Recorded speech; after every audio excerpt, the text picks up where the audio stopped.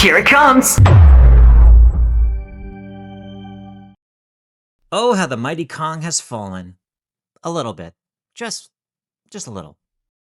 The once great figure of the gaming world has slipped off his spot on the tree of gaming greatness and smacked into a few rotten branches on the way down.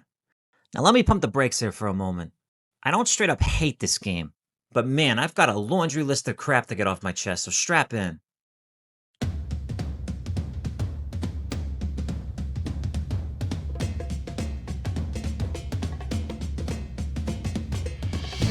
Donkey Kong is a foundational cornerstone in gaming history. In 1981, the godfather of the gaming world, Shigeru Miyamoto, released the original arcade game Donkey Kong, which essentially spearheaded the platforming genre. The game captivated players across the world. Back in the early days of gaming, we're talking the 1970s, Miyamoto was cracking the books on game theory and software design, and he used his sophistication to cook up something intoxicatingly fun.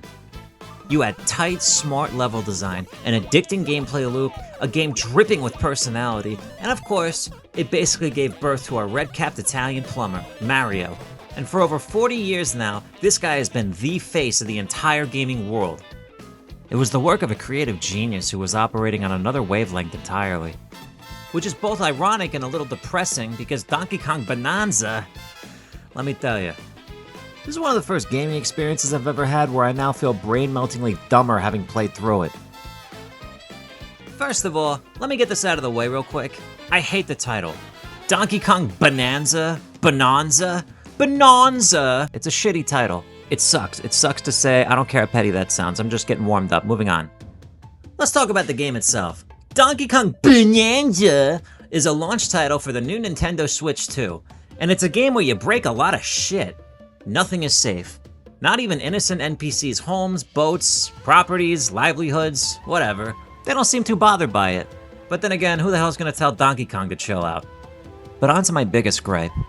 This game feels like it was designed exclusively for literal toddlers, and I mean that in the most offensive way possible. It's not just mindless.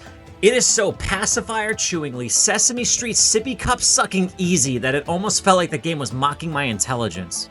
And don't give me that tired argument about, well, it's for kids, dipshit. I get it's technically a kid's game, but I grew up on a lot of 3D platformers. I've played almost all the notable ones, and at least those pretended to challenge you. They had the illusion of difficulty, or in some cases were actually very difficult. Go boot up that Skybridge level in Crash Bandicoot 1 and then try to sell me on this, it's just for kids bullshit.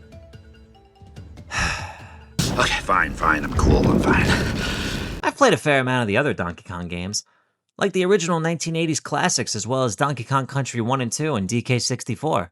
I'm a huge Rareware guy, but admittedly, even though DK64 isn't necessarily one of my favorites in their lineup, it's still a good game, and so is this. This is a good game too. But, I got some more issues with it. We'll get into that. I do think this is a pretty good 3D imagining of Donkey Kong Country though overall. But back to the gameplay.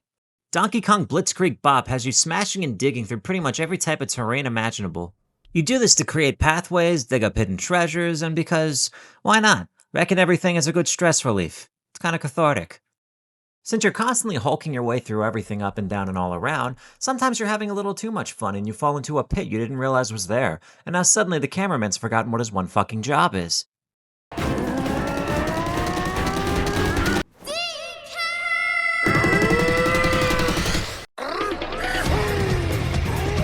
Dinky Dong Billabong was developed by the same people who made Super Mario Odyssey, and boy does it show. This game has Mario Odyssey written all over it. Look, I like Mario Odyssey. I think it's a really good game overall, but I have my issues with that game too. This game has the same issues, but even worse. It's padded as fuck. Instead of collecting moons like in Mario or Waddle Dees like in Kirby, you're now DK collecting banana gems, and the game offers them up complimentary like they're breath mints at the diner. Most challenges and bananas in this game require negative thinking. Out of the 350 plus I grabbed in my playthrough, I feel like I only really earned like 30 of them. It's also got that same problem Mario Odyssey had where some of the collectibles are just stuff you could straight up buy. This game's a professional time waster. I looked it up, there's 223 bananas you can purchase across all the levels. That's like a quarter of all of them. I 100%ed Odyssey back in the day, but I'm not marching through that madness again. Another thing I want to mention, which is probably stupid, is Donkey Kong's redesign in the last few years.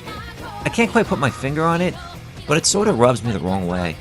He was never a deep character, I get it, he's a big stupid monkey that likes to smash things and eat bananas, but at least he had a little bit of that 90s mascot attitude, you know? Even if it was a bit subtle, I feel like for this new age audience, they ironed out any sense of coolness or swagger he had and turned him into a soy latte. This new fruitcake version of DK is accompanied by a young Pauline. She's a charming little sidekick who uses her powerful singing voice to guide you and destroy the purple crap.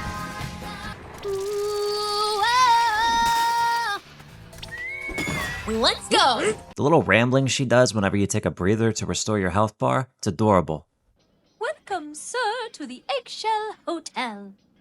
That was my I work at the hotel voice. Was I convincing? People always sound a certain way when they want to make someone feel welcome. I figure I should practice. It might help me with my singing.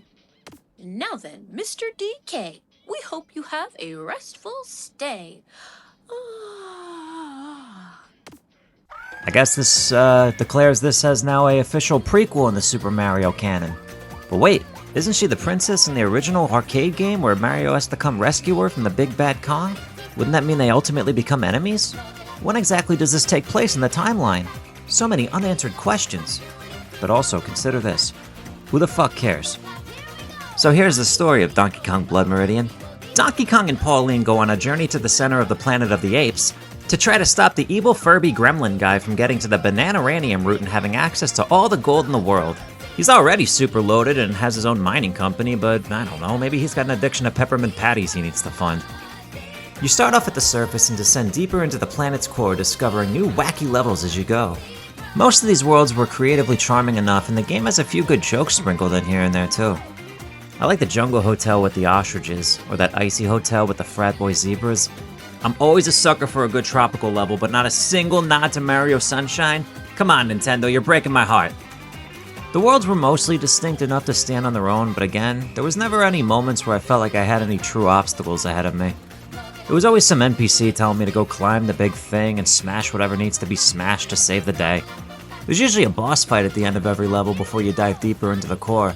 A lot of the times you'll fight either the big grumpy guy or the Lady Kong, and I like how both of them fight honorably and accept defeat so gracefully.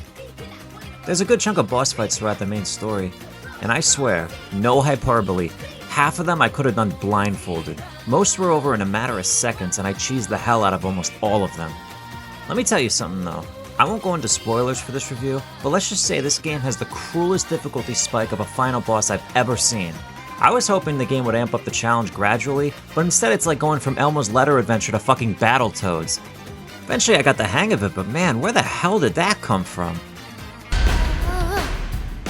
Okay, here I go.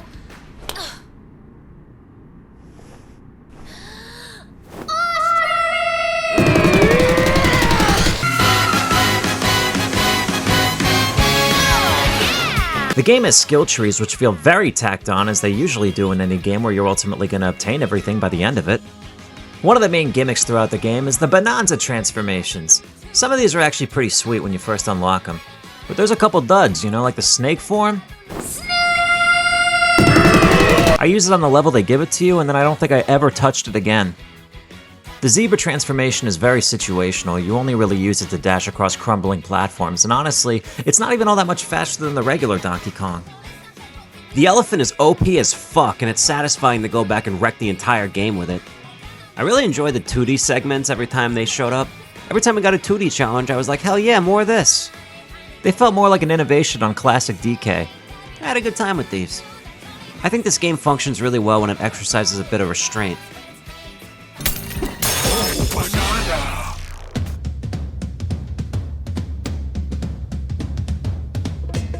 Nintendo games usually have really good soundtracks, and Donkey Kong's never been an exception. The music here is pretty solid. I don't think it's as strong as the older games, but it works. The best stuff is Pauline's songs that she sings for each animal you turn into.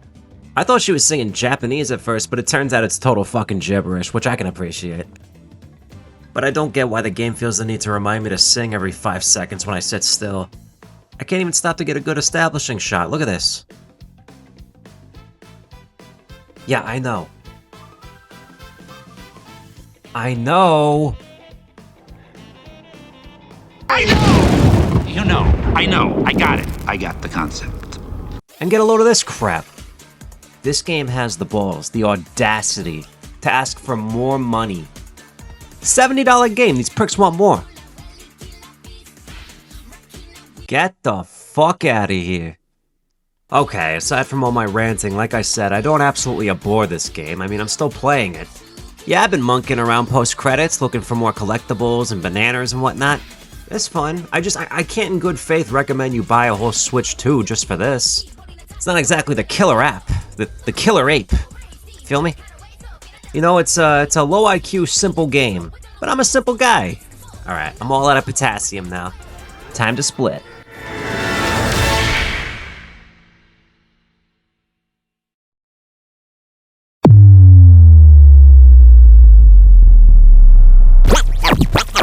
Kid.